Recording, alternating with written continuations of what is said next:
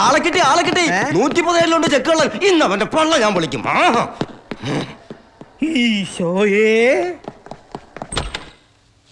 എവിടെ അവൻ? നിന്റെ കെട്ടിയവൻ.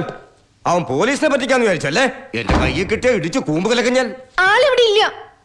അവൻ ഇവിടെ തന്നെ ഉണ്ടാവുമെന്ന് എനിക്കറിയാം. അയ്യോ ഇല്ല. ഞാൻ നോക്കട്ടെ.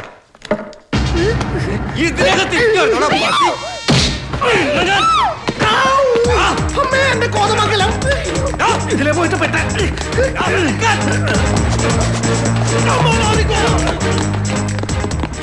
എങ്ങോട്ട് പോയവൻ? എന്താ സാർ പ്രശ്നം? കള്ളച്ചക്ക് കൊടുത്തിട്ട് മുങ്ങി നടക്കുവൻ. പാട്ടി അയാൾ അങ്ങോട്ട് ഓടി. Hi hi. അയ്യോ പണി നീ എപ്പോ വന്നു? നിൽക്കാൻ സമയമില്ലാതെ പോലീസ് പുറകെ വരണ്ട്. ഒരു ആവശ്യമായിട്ട് ഓടിക്കാന്നേ. ഇതിനകത്ത് കയറിക്കോ. അബ്ദുള്ളയുടെ റൂമാ. ആരാത്? ഞാനാ ഗോപി പറഞ്ഞിട്ട് വന്നതാ.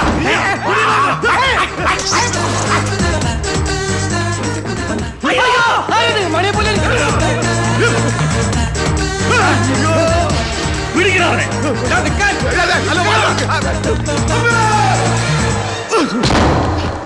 അസംബ്ലി പിരിച്ചുവിട്ടു.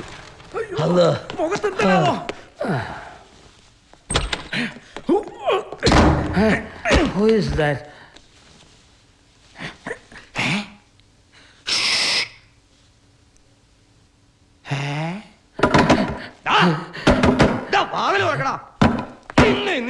ഞാൻ പോലീസാടാ.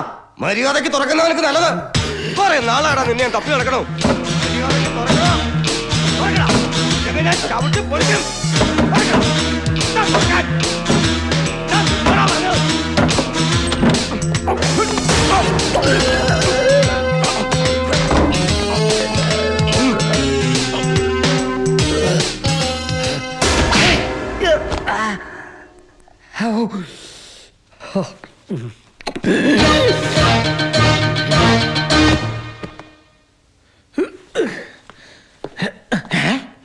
ഇതെപ്പോ വന്നു?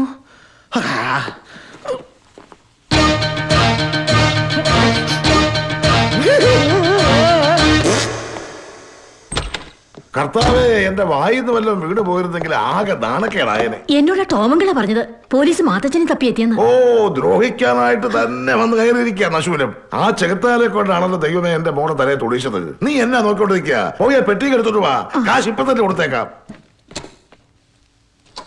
മാത്തച്ഛൻ എന്ത്? ഇവിടെ ഇല്ല, പുറത്തു പോയി. പറഞ്ഞുറപ്പിച്ച തുക മുഴുവനുണ്ട്. സൂക്ഷിച്ചു വെച്ചേക്കണം. മാത്തച്ഛൻ വരുമ്പോൾ പറഞ്ഞേക്കാം.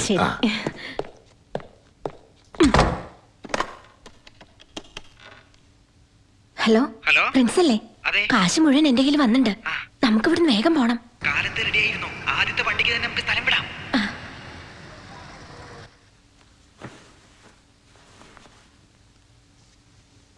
ഈ കല്യാണം നടന്നില്ലെങ്കിൽ നിന്റെ അപ്പൻ ജയിലിലാവും.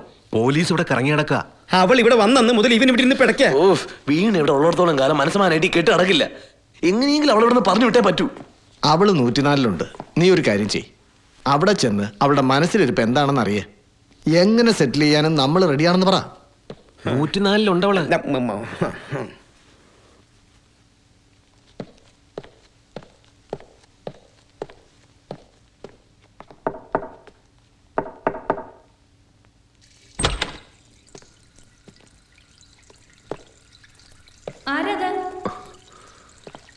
ഞാനാ ഫെലിക്സ്.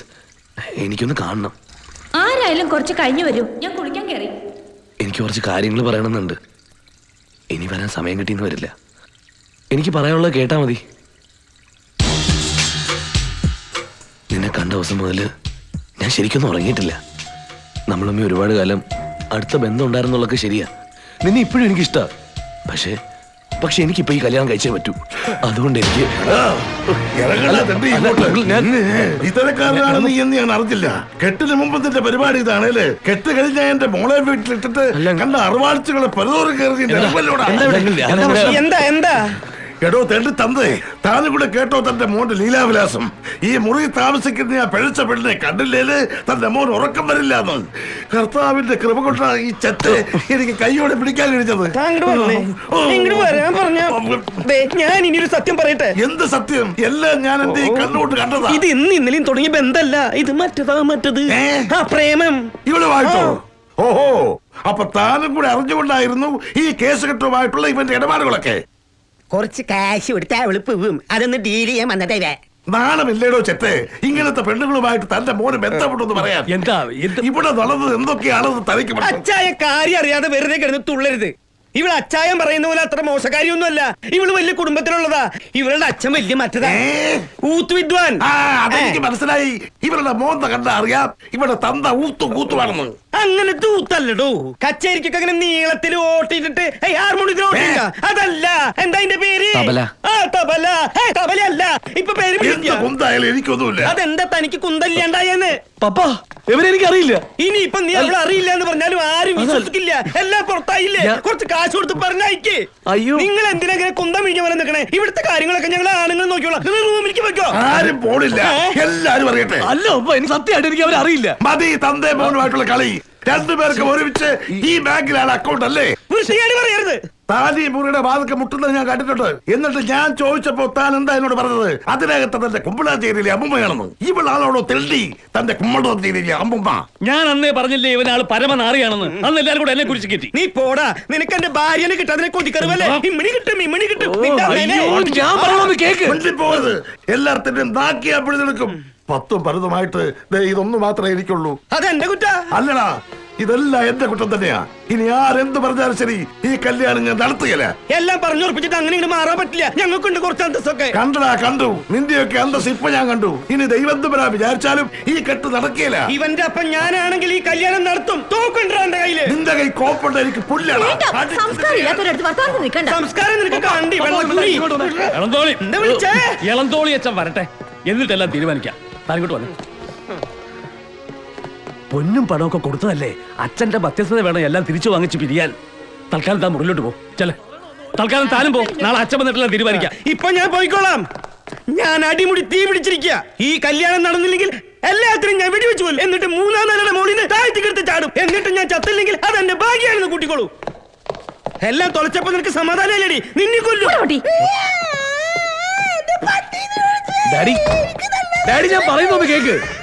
എന്നാ പോ. ഏയ് താനിങ്ങോട് വന്നേ, ഒരു കാര്യം പറയട്ടെ. വാ.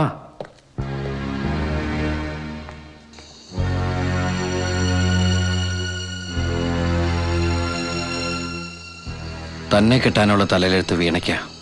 അതുകൊണ്ടാണ് കാര്യങ്ങൾ ഇങ്ങനെയൊക്കെ തീർന്നത്.